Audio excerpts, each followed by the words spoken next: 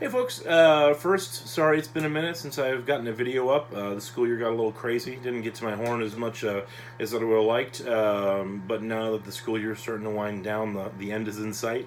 I've been able to get to my horn a little bit more, work through a bunch of these etudes that I just enjoy playing and want to share with you and just give you my insight on. So thank you for your patience. We should be able to churn out quite a few of these before I head on out this summer on my drum corps tour. So today we're going to be doing Bordogni 5.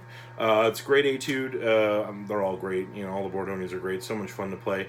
Nice part about this is, regardless of your level, it's a great etude to work on. You know, if you're a younger player, just the introduction, or maybe not introduction, but just getting comfortable with the sharp keys. You know, here we are, D major. We've got E sharp accidentals, A sharp accidentals. You know, for a little bit younger and haven't delved into the sharp side of key signatures, it's a great etude to work on that. You know, if you're more of an advanced player, just the precision, as you've heard me talk about, and I'll continue to talk about in this one, of clarity of the dotted 8/16 versus triplet feel. Beyond that, just the sheer number of grace notes that we have in this one, and just the type of how we can approach the grace notes. Do we do them all the same way? Do we mix them up a little bit? Just the various types of musical expressiveness that you can really come through with this. It's just a great etude to work on all these, regardless of your level. So one of the things that I like to focus on with this, as I alluded to just previously, is just the clarity and the precision between a dotted 8/16 and a triplet. It's very easy with these to get caught up in the triplet subdivision, since the triplets are a little bit more prevalent. And if we're not really feeling the 16th note subdivision when it occurs, we can really create a swung effect. And it may not sound like a huge difference. The first one will be triplet, the next will be 16th feel.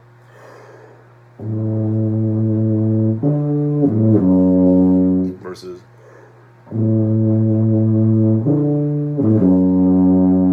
I know it doesn't seem like much, and especially if this is, you're still relatively young in your musical journey, that maybe doesn't seem like that big of a detail. But as you progress, you have to understand, we as tuba players, we have to be just so rock solid with our rhythm, on top of many other things. But rhythm has to be so precise, and if you do ever plan on having any sort of career in tuba playing, it matters greatly, that level of detail, just that willingness to be just 100% precise and not allow yourself to deviate from what's written, and just be confident every time you play.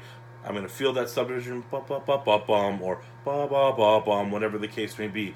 It's always going to be accurate. The last thing you want is to have this big, beautiful sound and great musical interpretation, but if your rhythm's not quite there, unfortunately, you might hear "thank you" next. And I know that probably seems crazy, but that happens. That absolutely happens. So we want to make sure that we are very accurate with the rhythmic value. So one of the ways I like to do that, especially if I'm learning a piece for the first time, is just breaking it down to its simplest form.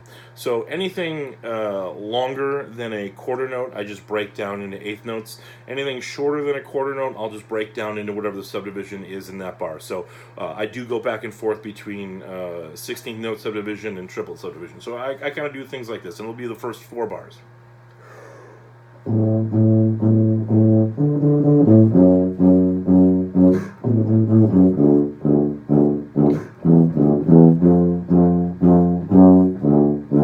Okay, so you heard the triplets. I played as triplets. Dotted 8/16. I played the dotted 8 as 3 16th notes, and then everything else was as 8th notes. And I do that so I can hear the subdivision out loud. It's actually being audible. I'm not just relying on from the metronome. I can actually hear how long each note's going to be, and it just gives me a greater appreciation for what I need to be subdividing in that individual measure. Now, some of these measures that are just quarter notes and half notes, whatever the case may be, we probably don't need to be as stringent on that. Obviously, I'm not saying forget subdividing there, but probably don't need to break it down so simply there.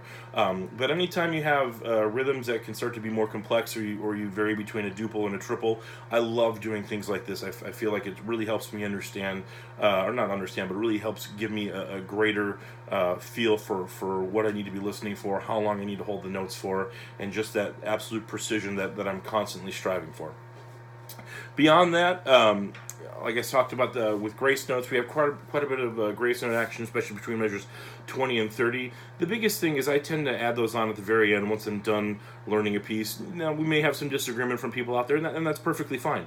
But I like to add them at the end because I want to make sure that I'm 100% confident on what the feel needs to be throughout most of these. We do have some ties in the triplets. I find most of my students and even some of my tendencies are to slow down through these sections. So we really want to make sure that we have that driving pulse, feel that subdivision. And then once we're comfortable with all the triplets and the tied triplets, then we can go ahead and add the grace notes on. You know, as you can tell, I fancy food. That's the sprinkles on top of the cake. So the cake's still good without it, but it's even better with the sprinkles. So, or cupcakes. Cupcakes are probably better with sprinkles than cake, but sprinkles should go on everything. Let's not kid ourselves. And then the very last thing is we do have the the triplets, the trills at the end. Now, if you're doing this for an audition, you should probably do this in strict time.